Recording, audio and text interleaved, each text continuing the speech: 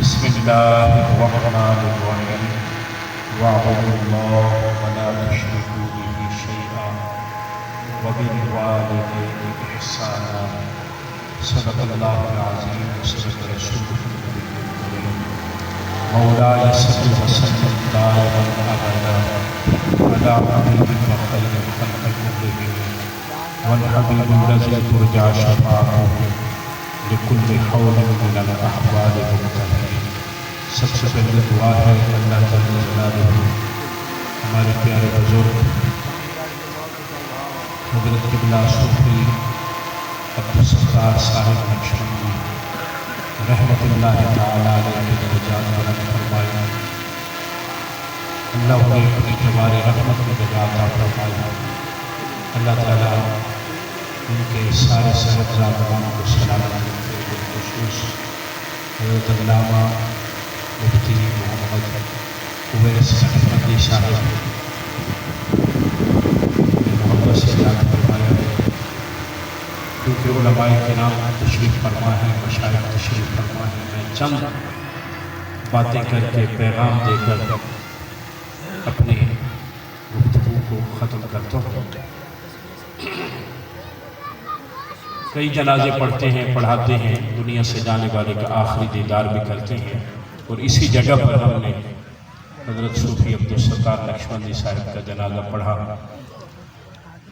کثیر تعداد میں مشائخ تھے، علماء تھے، آخری دیدار بھی کیا، اور ابھی مولانا محمد رمضان صاحب جو لودھرا سے تشریف لائے ہیں یہ بھی کہہ رہے تھے کہ ان کا چہرہ چمک رہا تھا، ان کا چہرہ نورانی تھا۔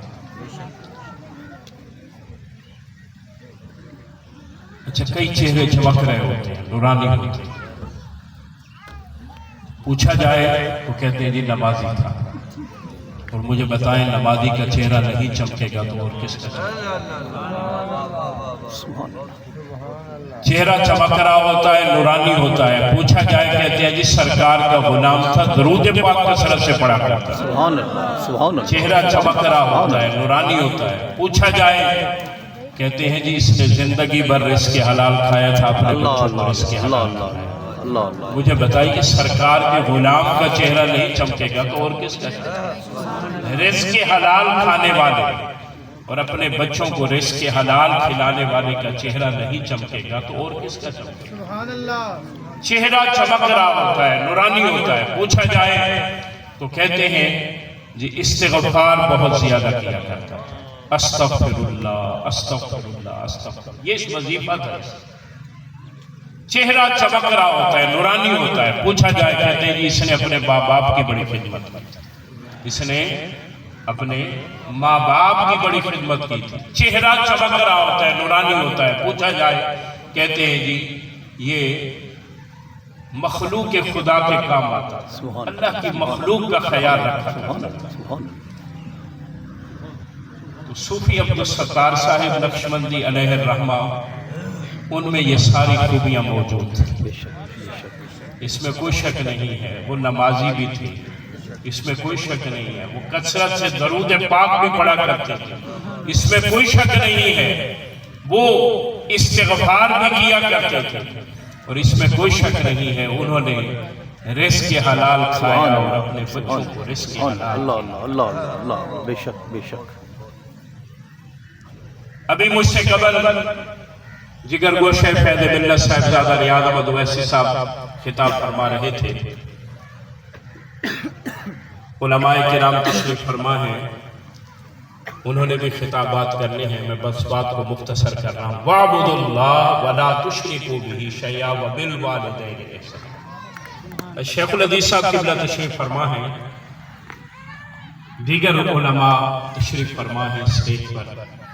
آپ پوچھئے ان سے یہ وَبِالْوَالِدَيْنِ إِحْسَانًا کے جو لفظ آئے ہیں نا قرآن میں بار بار آئے، اور میں زیادہ نہیں 3 آیتوں کی طرف توجہ دلاتا ہوں۔ وَإِذَا أَخَذْنَا مِيثَاقَ بَنِي إِسْرَائِيلَ لَا تَعْبُدُونَ إِلَّا اللَّهَ وَبِالْوَالِدَيْنِ إِحْسَانًا، اور ایک اور آیت مبارکہ ہے وَقَضَىٰ رَبُّكَ أَلَّا تَعْبُدُوا إِلَّا إِيَّاهُ وَبِالْوَالِدَيْنِ إِحْسَانًا۔ اچھا، ان 3 آیتوں کو خاص طور پر اگر آپ دیکھیں نا، ان تینوں آیتوں میں اللہ نے سب سے پہلے اپنی عبادت کا ذکر فرمایا، اپنی عبادت کا حکم دیا، اور اس کے فوراً بعد جو حکم دیا وہ کیا دیا ہے؟ وَبِالْوَالِدَيْنِ إِحْسَانًا۔ اپنی عبادت کے حکم کے فوراً بعد جو حکم دیا وہ کس چیز کا؟ وَبِالْوَالِدَيْنِ إِحْسَانًا۔ ایک اور بات، قرآن مجید آپ پڑھیں، اللہ ہمیں توفیق دے ہم قرآن کو پڑھیں۔ آج کئی ماہ گزر جاتے ہیں ہمیں قرآن کی زیارت نصیب نہیں ہوتی۔ یہ میں نے ذکر کر رہا تھا، میں کہا چہرے چمک رہے ہوتے ہیں دنیا سے جانے کے بعد، تو جو قرآن پڑھتے ہیں نا دنیا میں، تلاوت قرآن صبح شام تلاوت قرآن کرتے، ان کے چہرے بھی چمکتے ہیں، ان کے چہرے بھی چمکتے ہیں۔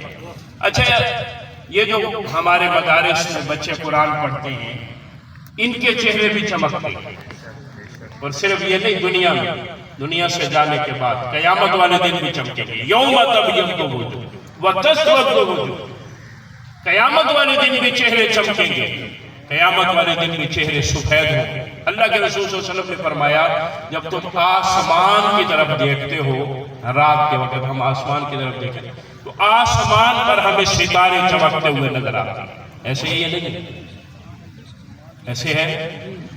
فرمایا جب آسمان والے زمین کی طرف دیکھتے ہیں تو انہیں قرآن پڑھنے والے مثل ستاروں کے چمکتے ہوئے نظر آتے ہیں۔ تو جس طرح آسمان پر ستارے چمکتے ہیں اس طرح زمین پر قرآن والے چمکتے ہیں۔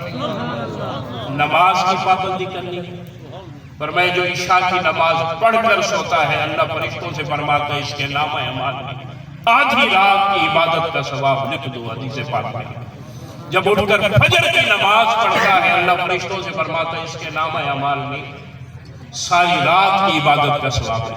اب رات آرام میں گزاری ہے، ثواب قیام کا پارا ہے، رات بستر پر گزاری ہے، ثواب مصلی پر ٹھہرنے کا پارا ہے۔ مجھے بتائیے 5 نماز، 2 نمازوں پر اتنا انعام ہے تو پھر 5 نمازوں پر کتنا انعام ہے؟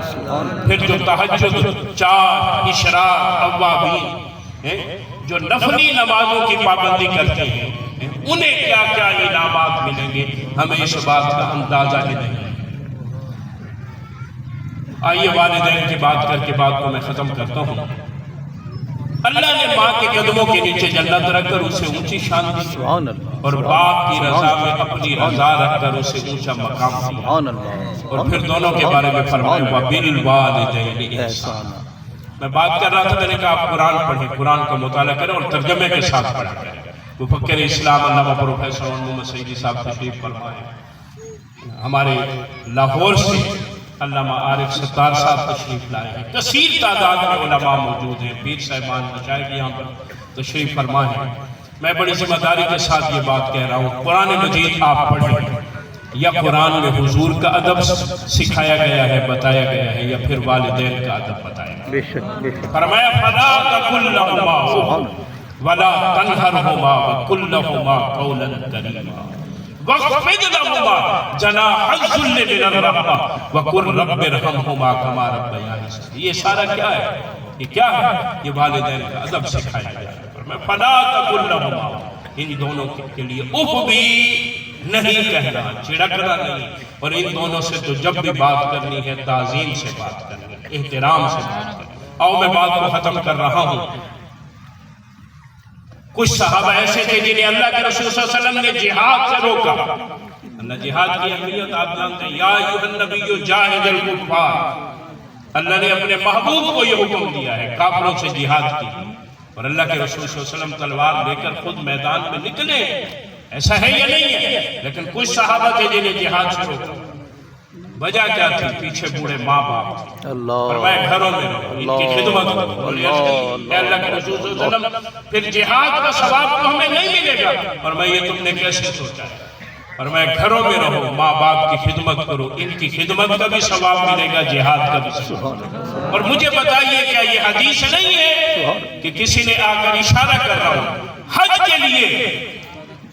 حج کی خواہش کا اظہار کیا ہے تو اللہ کے رسول صلی اللہ علیہ وسلم نے فرمایا ماں باپ ہیں ان کے چہرے کو محبت سے دیکھ لیا اگر اللہ ہر دیکھنے پر مقبول آج میں بھی چاہتا ہوں، آج آپ بھی چاہتے ہیں، ہم میں سے ہر شخص یہ چاہتا ہے اس کی اولاد اس کی فرما بردار ہو۔ اللہ کے رسول صلی اللہ علیہ وسلم نے فرمایا جو شخص یہ چاہتا ہے پسند کرتا ہے اس کی اولاد اس کی فرما بردار ہو، اسے چاہیے اپنے ماں باپ کا فرما بردار ہو۔ آخر میں ایک بات کر کے بات کو ختم کر رہا ہوں۔ ہمارے ایک اسکالر ہیں بہت بڑے ڈاکٹر سلمان مصباحی، وہ کہتے ہیں کہ میں تعلیم مکمل کر کے آیا، ان کی زبان سے یہ میں نے بات سنی کہ والد صاحب کو ایک سرکاری دفتر لے گیا، آخری بات کر رہا ہوں، کہتے ہیں انگوٹھے کا نشان لگانا تھا تو والد صاحب لگائے، انگوٹھے کا نشان نہ لگے، وہاں ایک محترمہ بیٹھی تھی، خاتون تھی، انہوں نے کہا آپ بازار سے باہر جا کے نا دکان سے لوشن لے کر آئیں، ان کے آپ ہاتھ پہ لگائیں، پھر انگوٹھے کا نشان لگائیں گے لگے گا۔ وہ کہتے ہیں میں لوشن لے کر آیا اور ابا جی کے قدموں میں بیٹھ گیا اور ہاتھ پکڑا، ایسے لوشن لگانے لگا تو میں نے اپنے والد صاحب کے چہرے کی طرف دیکھ کر کہا، میں نے کہا بابا یہ آپ کے ہاتھ کی لکیریں کہاں گئیں؟ میں نے کہا بابا یہ آپ کے ہاتھ کی لکیریں کہاں گئے ہیں؟ کہتے ہیں میرے بابا نے میری طرف دیکھ کر مسکراتے ہوئے کہا بیٹا تیری لکیریں بناتے بناتے میری لکیریں چلی۔ میرا اللہ کرے یہ بات ہمیں سمجھ آ جائے۔ یہ آج اس خوبصورت اجتماع چہلم کے اجتماع کا یہ پیغام ہے، بیٹا تیری لکیریں بناتے بناتے میری لکیریں چلی گئی ہیں۔ یہ علماء موجود ہیں، ان سے پوچھئے چاہے بیٹا بیٹی اپنے ماں باپ سے کتنا پیار کیوں نہ کرتے ہوں، ایک وقت ایسا آ جاتا ہے کہتے ہیں حضرت دعا کریں اللہ آسانی کر دے، ایسی ہے یہ نہیں۔ ڈاکٹر نے جواب دیا ہے ابا جی بڑی تکلیف میں ہے دیکھا نہیں جاتا، اماں بڑی تکلیف میں ہے دیکھا نہیں جاتا، آسان۔ مجھے بتاؤ کبھی ماں باپ کے زبان سے بھی یہ لفظ آپ نے سنا ہے؟ کسی نے باپ نے کہا، کسی ماں نے یہ کہا، کبھی نہیں کہتے جیسی حالت میں بیٹا کیوں نہ ہو بیٹی کیوں نہ ہو، کہتے ہیں مولا مجھے میرے میرے بیٹے کو زندگی۔ ایسے ہے یہ نہیں، ایسے ہے یہ نہیں۔ دعا ہے جن کے حیات ہے اللہ خدمت کی توفیق عطا فرمائے۔ جب تک سایہ سر پہ ہوتا ہے اندازہ نہیں ہوتا یہ سایہ کتنا قیمتی ہے، جب سایہ سر سے ہٹتا ہے پھر پتہ چلتا ہے ماں باپ جن کے حیات میں اللہ زندگیاں دراز فرمائے اور جن کے دنیا سے چلے گئے۔ ربنا اغفر لی ولوالدی وللمؤمنین یوم یقوم الحساب۔ اللہ بخشش فرمائے۔ اللہ آپ سب دوستوں کو سلامت آمین آمین۔ وآخر دعوانا الحمدللہ رب العالمین۔